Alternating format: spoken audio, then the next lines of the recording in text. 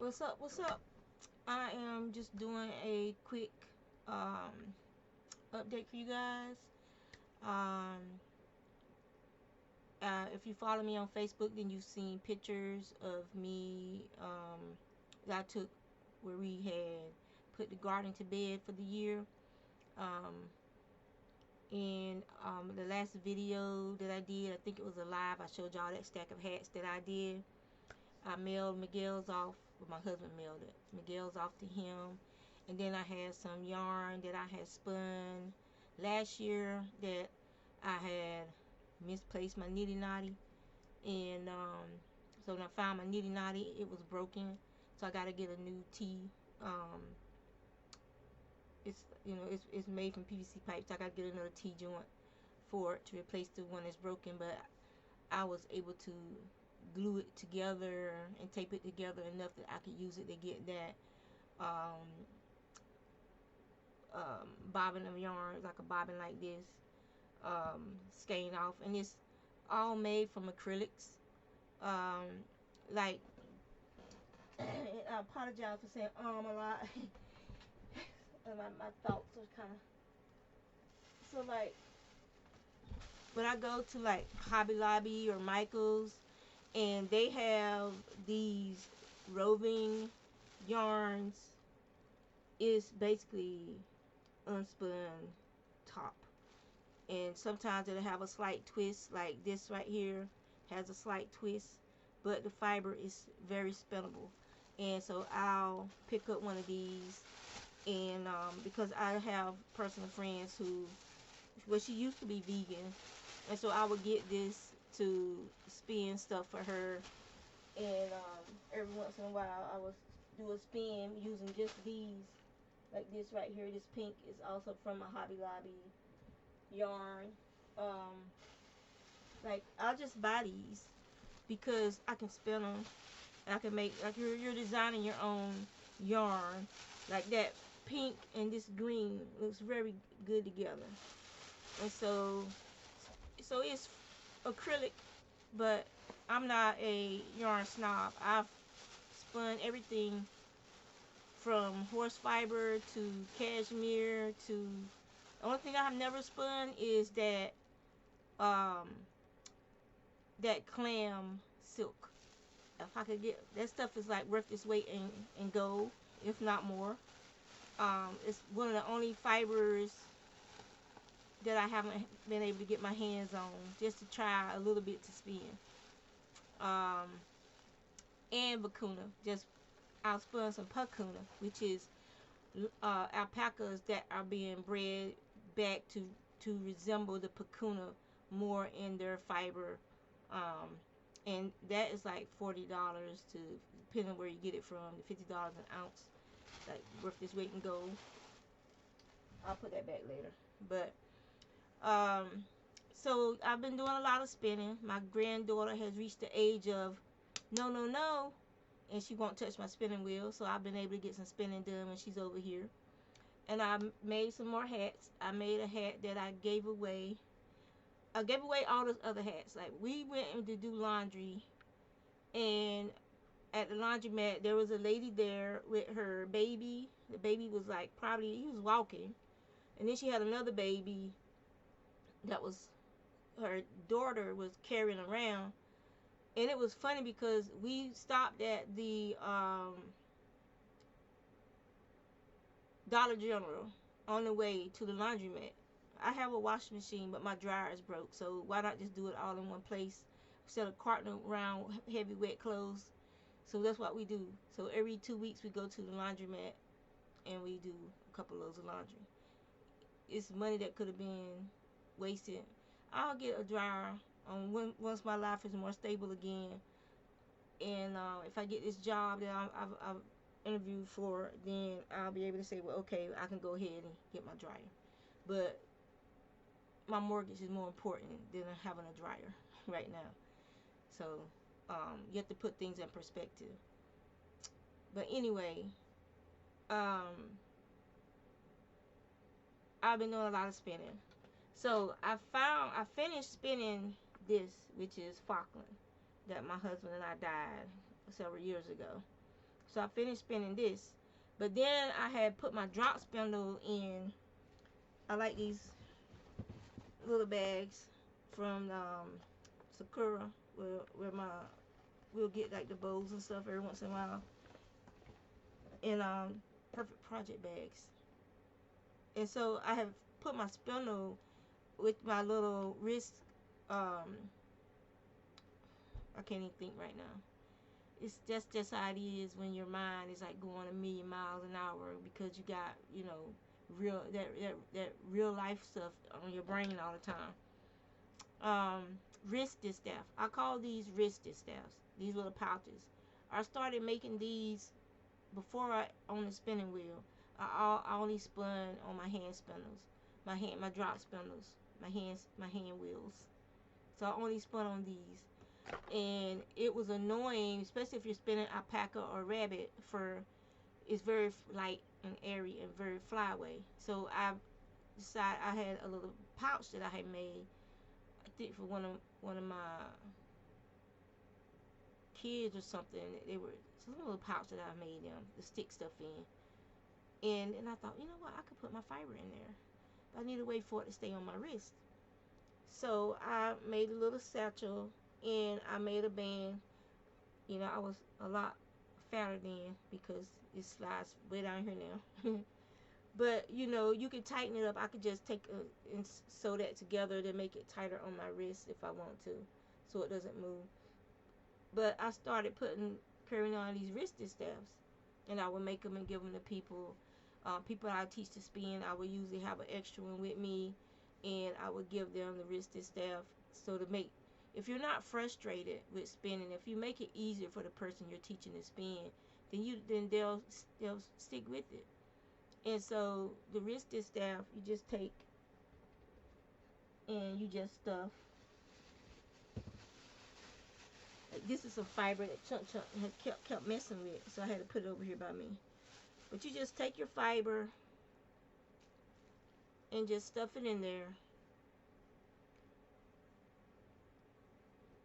And if you're not going to be using it very often, then be mindful to take that fiber out, because if this little bag is in a purse or something that's being used a lot, if it's wool and not superwash, it will start to felt. So, and then that way when you're spinning,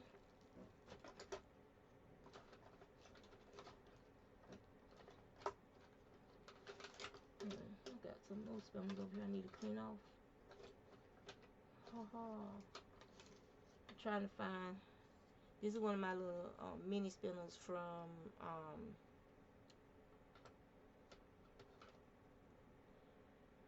my brain is gone.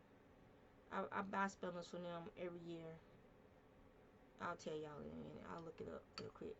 But sometimes they'll send me a free mini spindle for being a customer, and I refer people to them all the time because I love their drop spindles. It's light though. It's very light. So this is usually what I use if I want to spin like some real fine, something very fine. So this is how I use my wrist distaff. You can see it on my wrist, and it keeps my fiber in a nice tidy way. It's out of the way. It's not flying around. It's not like all over your arm, in your way, and you just use it just to keep control over your fiber and make your spinning time more enjoyable, and it just makes your life a little bit more easy. And so that's what I do with my wrist distaff. And you just sit there and just spin. It's very controlled. Like I said, you have complete control over that fiber. The fiber isn't controlling you, and it's not getting on your nerves and making spinning not be an enjoyable experience.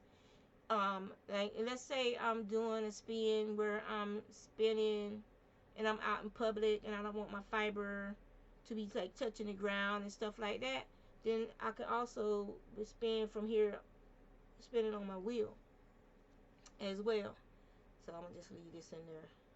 This will be like my car spinning project now.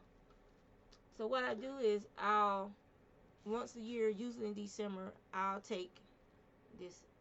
Got tilted. Oh well, it'll be alright. I'll take and spin from all of my spindles. I'll take down all my spindles, and there are like 1, 2, 3, 4.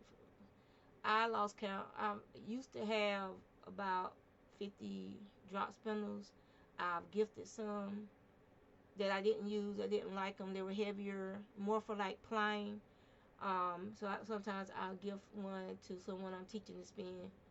Um, but plus I've made some spindles myself, which this is one that I made. I want to paint it. I'll get some more acrylic paint so I can paint it. And then that's another one. And these are just appliques like you would like glue to the wall and stuff. For the borders of your wall and stuff. And you can use those to make them into spindles. So it's gonna bug me. Let me look up the name of that spindle maker for you guys real quick. Cause it's on my Etsy and I order from them all the time. So it used to be near the top.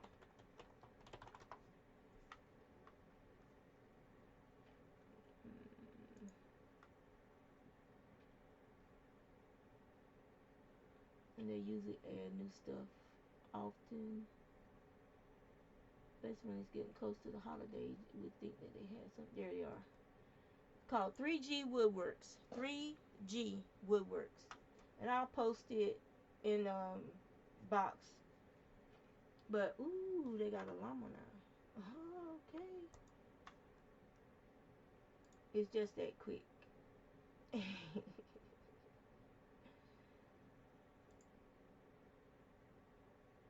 Alright, I got an alpaca. It's mine now. Y'all won't get that one.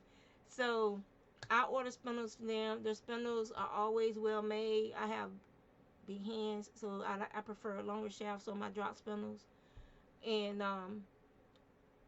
so yeah.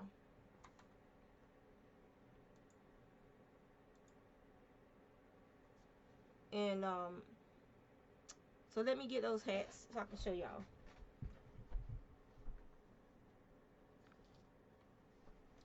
And so this is a kerchief that I made. It is not a do-rag. I done told y'all about that cultural misappropriation stuff.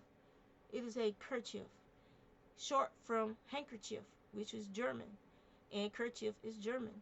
Where the women used to take their husbands' handkerchiefs, fold them in half, and put over their hair to protect their hair when they were doing their cleaning and stuff, and then they started making them like this, kerchief, to protect their hair.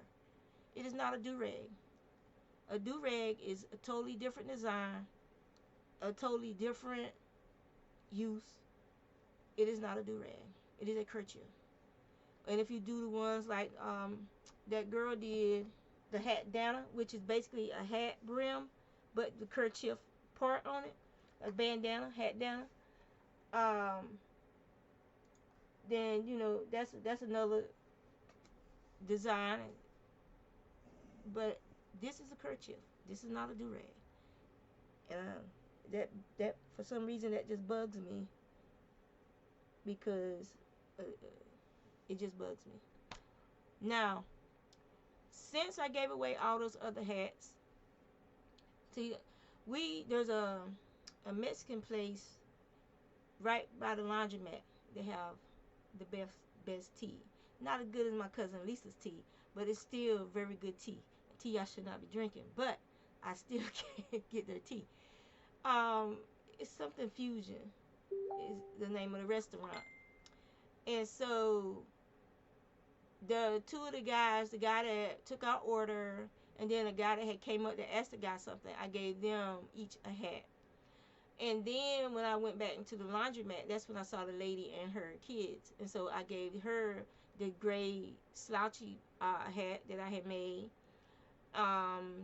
using the pattern from where we were trying to figure out Shauna's pattern from the hat that she had made years ago. And so I gave her that gray one, and then I gave like these beanies that I made from leftover yarns. I gave one to her daughter and one to the little boy that was with her, and then I had gave her one for the baby. And I guess the daughter rather, because at first I gave the daughter the slouchy because she has a lot of hair, And I guess the daughter didn't want the slouchy. And so when I had gone back out to eat and came back into the laundromat to move our stuff from the washing machines to the dryers, the lady, and look, I'm 5'4", but I'm tall compared to these people. I'm a head, shoulders above them, tall. And it, I don't know, you feel good when you're not the shortest person in the room. That they're adults shorter than you. But the mom was wearing the hat, and she had tucked all her hair up under it the way a slouchy is supposed to be worn, and it looked so nice on her. And I told her, I said, that is perfect for you. And she was like, thank you so much. She's like, I was gonna buy hats for them today, and she's like, thank you so much. So I make hats, and I keep hats, and I give them away. I gave away all those hats that I had. There was about 9 of them. One I had put aside for Miguel, and it's been mailed off to him. And all the other ones I just gave to random people throughout the day that I met, and just, hey, do you wear hats? Yeah. You want one? Yeah. Here's a hat. And that's what I do. That is my way of tithing, of giving back, from my hands to your head, from my heart to your head. That's how I give back. That is how I tithe. Because as my grandma would say, the devil's in the pulpit, and you don't know where your money's going and what's been done with your money. But if I'm making these hats from yarn, either gifted to me or yarn that I've purchased, and I'm giving these hats to people who it moves me in my heart to give it to that person, that's a safer person, even turning around and going back and giving a hat to someone you see walking beside the road, it's like you could have kept driving. But if something speaks to you and moves you to get that person needs that hat, might not need that hat. They might just need that interaction with humanity to let them know that there are still people out there in this world that care. So now I have more hats. I work on them, usually finish them or make one during my lunch break. And and then when I get another stack of them, I'll just keep them in my bag or car. I have given away probably 20 hats to people at my job this year alone, and I got some more stuff to take to work to give away. Um, just to cause I use one of those. Let me see if you can see it. This is my craft one. It is. It ain't gonna let me turn it. Okay. But you know those blue IKEA bags? My IKEA bag is full of hats, scarves, cowls, um, the little soap bags that donate. You can donate them to like some of these men's shelters and stuff like that, and women's shelters. It's dish towels, dishcloths. I have probably 10 granny squares over there. I make a granny square every once in a while because I'm determined that one day I'm gonna make me a granny square blanket. So I make the squares when I feel like making the squares for my scraps, and I've just been collecting them over there. And one day I'm gonna make my granny square blanket. So those are the hats that I finished. Now I'm gonna show y'all the spinning. It's discombobulated. Just it is what it is. It just y'all know my podcast, YouTube cast, whatever you want to call it, cast, me sharing it myself is never planned. There's no script. There's no list. Let's talk about this right, in order, this, that, and other. It is organic. Whatever happens, happens. All right. So my face, as you can see, is not as drawn. I guess that's the word I could use. Like I put a little bit more weight back into my cheeks, which I'm happy about. I didn't gain no weight back, but my face is fuller. It's less stress, you know what I'm saying? Less stress.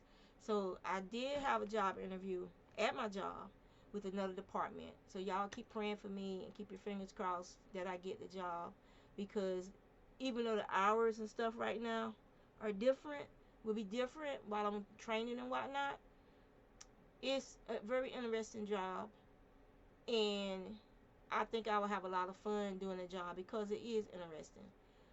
It's a legal records clerk, and what you will be doing is assisting the attorneys that work for our company prepare. It's kind of like paralegal work, but you're not a paralegal. You're basically a face that has worked that account, that if they need to question you about the account, you can answer the questions on the account. You're not, you work for the company, but you represent the company if the attorney needs to, if you need to be questioned by the judge, whether it's on Zoom or Zoom court, or if it's in person. You'll also be doing some traveling and stuff where you on the East Coast only, um, where you'll be traveling to some of these court cases, probably with the larger dollar amounts that are owed or something. I don't know. Oh, I still got coffee. A couple of days keeps the migraines away for me. Since I started drinking coffee, at least 1 cup a day, I've only had maybe 6 migraines in the last, since 2007. I've only had about 6 full-blown migraines where I actually had to, like, close the curtains, your head up on the pillow, praying for your medicine to start working because the pain is that bad. Feel like something's crawling up under your skull.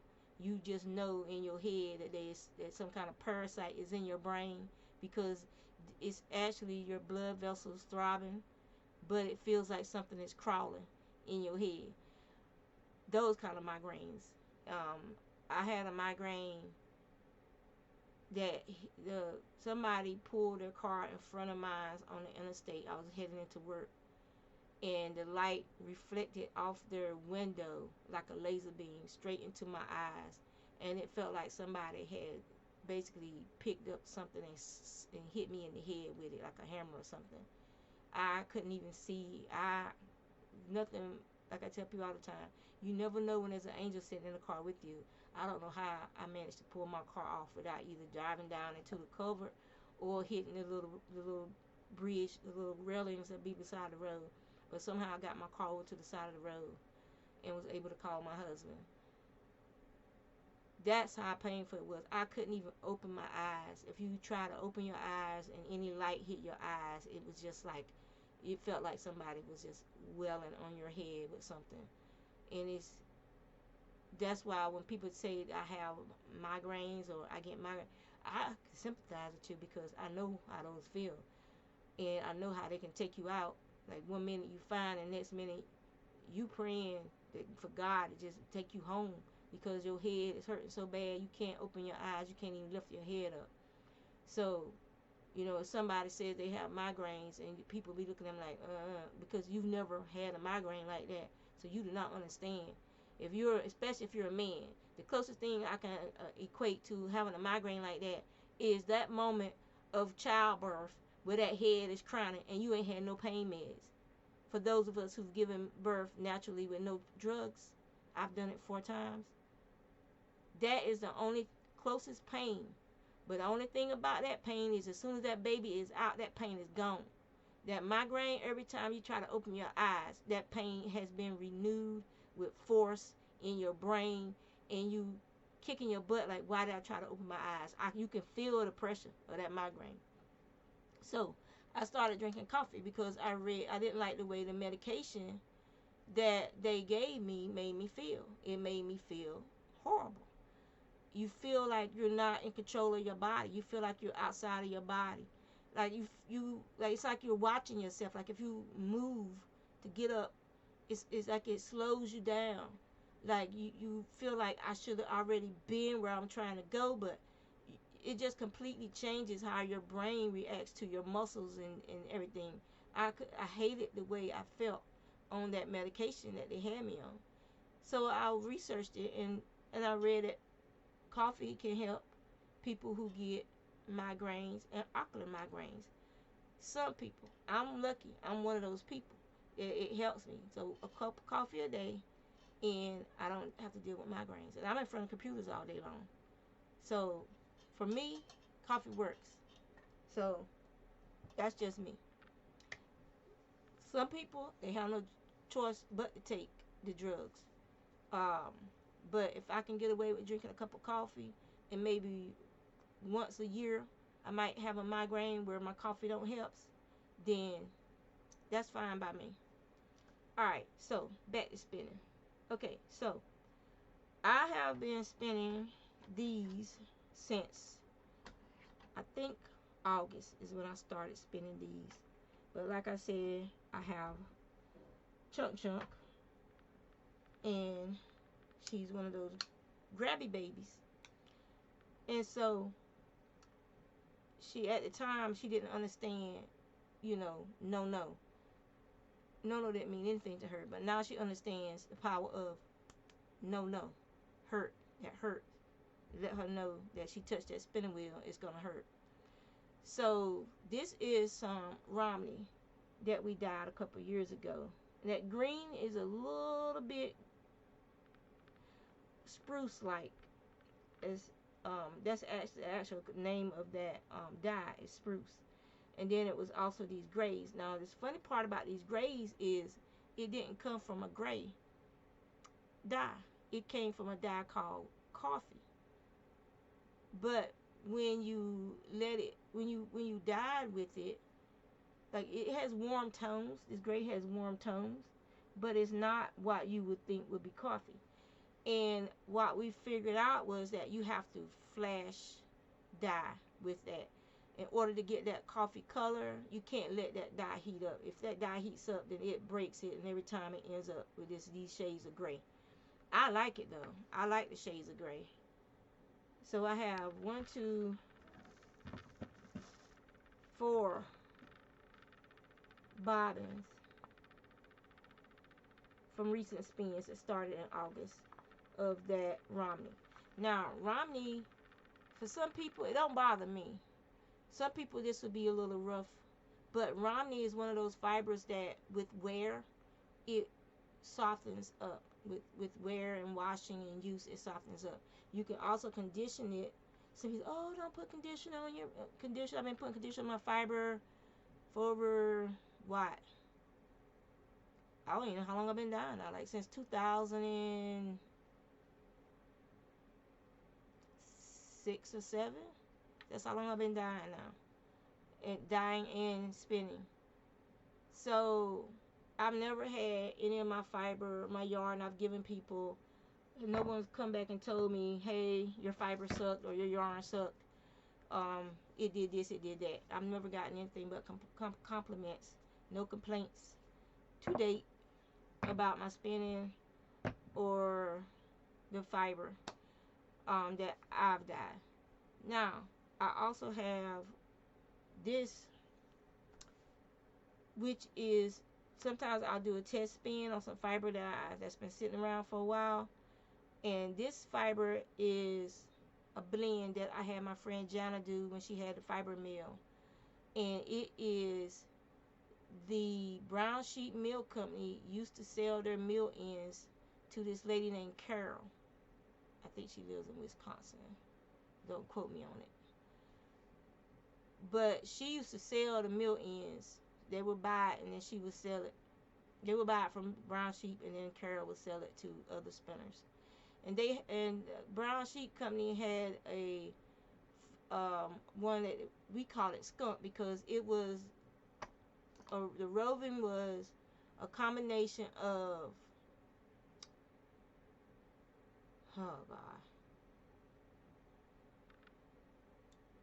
it was from Punta wool from South America, and mohair, and the mohair was from American mohair goats. And then you also had the Punta wool. It was like a creamy color. The mohair was white. You had the creamy Punta. And then you had the American wool, which was basically a blend of all different types of white sheep in that area. So it could have merino in it. It could have Rambouillet, which that area of the United States, they have a lot of Rambouillet sheep because Rambouillet are dual purpose. They're fiber and meat animals. So you had a bunch of Rambouillet in that area and a bunch of other different meat sheep, and all that white fiber went together to be blended and cleaned and turned into wool. And then they would dye, and we had like the black, long black strip in there. and that roving, and we called it skunk because that's what it looked like. It looked like a skunk. So we called it skunk. And so I pulled all the black roving off the skunk. That left a little bit, just a little bit of the black roving in there. Um, and I also had some rabbit fur. One was like a gray with violet undertones to it, a rabbit fur. This lady, she was going to school at Duke, and so she had to sell her Angora rabbits and the fiber, and she sold me a big bag. I mean, like a bag like that tall. The big brown garbage bag. You know, not garbage. The grocery bag, the big brown grocery bag, packed full of bunny fiber. Of She sold it to me for $8. This was probably $300 worth of rabbit fiber. She sold to me for $8 because she was just trying to get rid of everything. And if I have been allowed to purchase a rabbit at that time, I would have brought home a couple of rabbits cheap too. I still don't have my rabbit.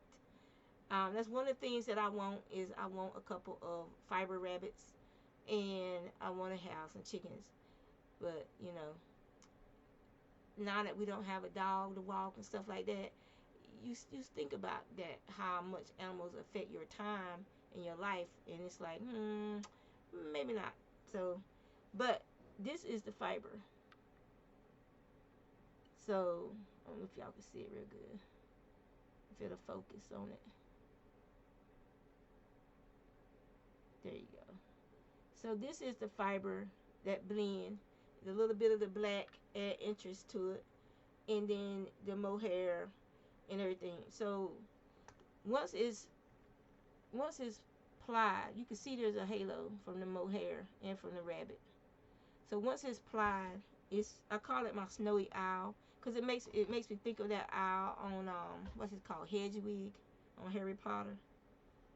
So I call it a snowy owl. I don't know if it's gonna focus for y'all. There you go. And you can see the halo. But that's what I call it, snowy owl fiber. And I have a big bag of it.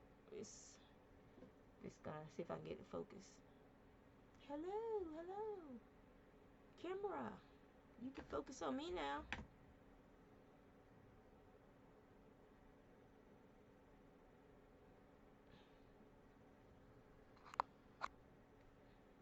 You just don't want to focus. It's trying. There you go. So I'll lift it up. So over in that far right corner, your right, my left, right there is the snowy. It's a big bag right there. That's how much of it there is. The snowy owl fiber, and that's some merino wool above it in that orange, and then there's some in red, like a Christmassy red. And the other bags of fiber was fiber I had processed at EcoView Fiber Mill, where I just had all of my fiber processed. I only maybe have like small bags of raw fleece. I don't buy the big fleeces anymore. I don't process them anymore. I don't need anymore. And if I want some raw wool to spin in the fleece, I'll be very particular about what I buy to spin in the fleece. Like I wanted some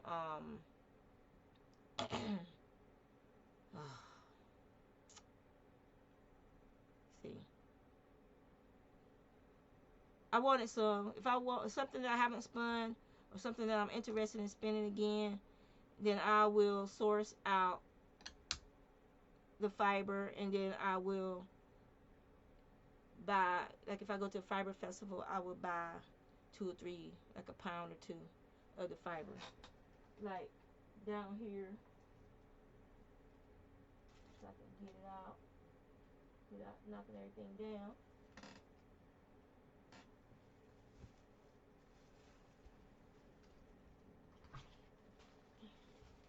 This is some white Frisian fiber.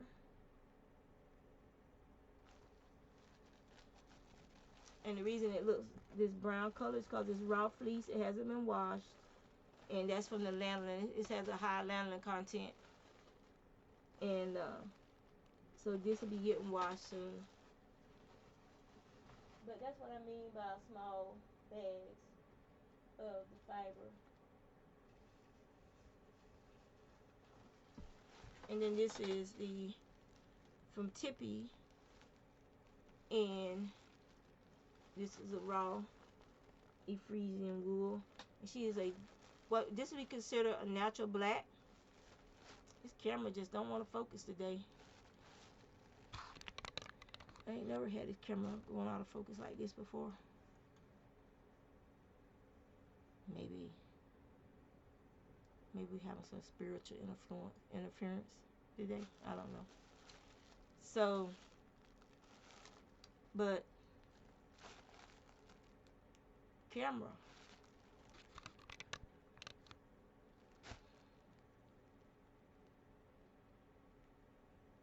It's just not wanting to focus.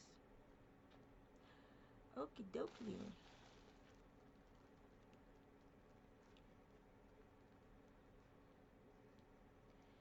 But so these are two that I got last year from Homestead Wool and Gift Farm, and I try to support them often. Um,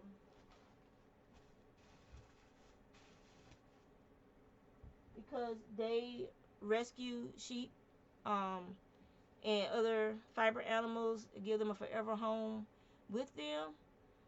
And yeah, you just not gonna focus today, huh?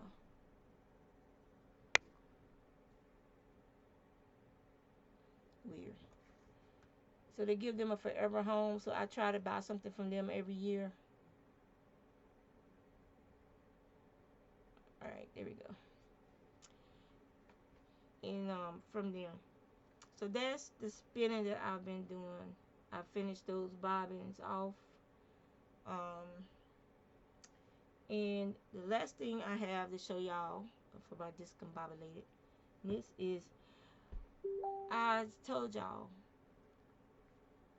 every time I start giving away stuff, giving away hats and stuff, somebody always gives me yarn, or yarn comes into somebody's life some kind of way, and it ends up in my hands.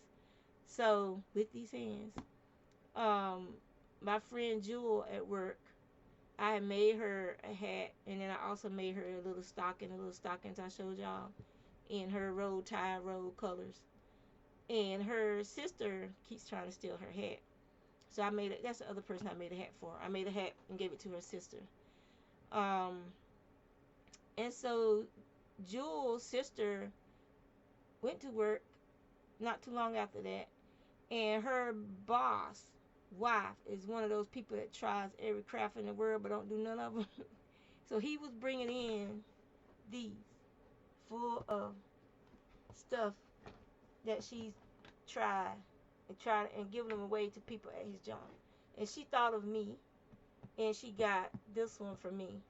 And it has the hooks in it, and it has mostly Lion Brand wool in it, and it is the bulky, super bulky wool. And I was like, no wonder she didn't enjoy it. I would never use a bulky wool to teach somebody how to crochet or knit with, because it hurts my hands. I've been crocheting for years, having to manage this stuff. It's one of the reasons why I don't do those plushies and none of the other stuff, because I do not like using those big hooks and using that thick yarn. It just makes my hands hurt. And there's even some knitting needles in here too. So I thought it was pretty funny how I just talked about that, and then here I was blessed with some more yarn. I'm gonna call it a blessing because I will make hats with this yarn. There's a cable knit pattern that I love making with this bulky yarn. So I will, and you use size 11 and size 13 hooks. Needles with that yarn to make that cable hat.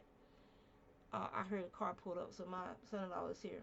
The other project that I'm working on is these fingerless gloves, and they haven't gotten any further for me starting a thumb gusset. I'm not Even though it's pretty, I'm not feeling this color. So this might end up getting frogged and turned into a quick hat because I'm not feeling that color at all. It's something for me.